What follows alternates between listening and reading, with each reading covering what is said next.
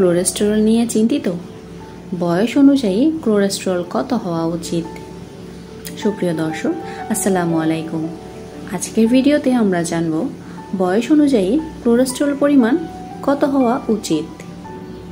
বদ কোলেস্টেরলের পরিমাণ বেড়ে গেলে শরীরে রক্ত চলাচল ঠিকমতো হয় না।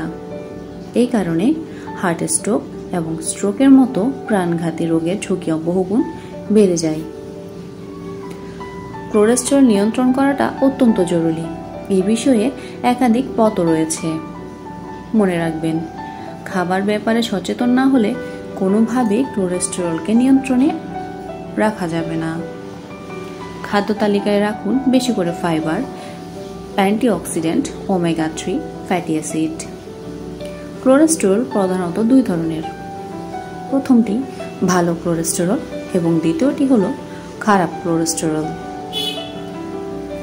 খারাপ কোলেস্টেরল শরীরে বাড়লে উচ্চ রক্তচাপ, heart attack, coronary artery, triple vessels জাতীয় রোগের সমস্যা দেখা দিতে পারে। রিপোর্ট অনুযায়ী 19 বছর বয়স পর্যন্ত যুবকদের শরীরে মোট কোলেস্টেরল 170 mg ডিএল এর কম হওয়া উচিত। এলডিএল কোলেস্টেরল 100 নিচে থাকলে ভালো। এইচডিএল রক্তে থাকা ভালো।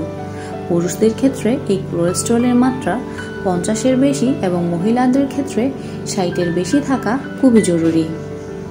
20 বছরের বেশি বয়সী পুরুষদের শরীরের মোট কোলেস্টেরলের মাত্রা 125 থেকে 200 mg এর মধ্যে হওয়া উচিত।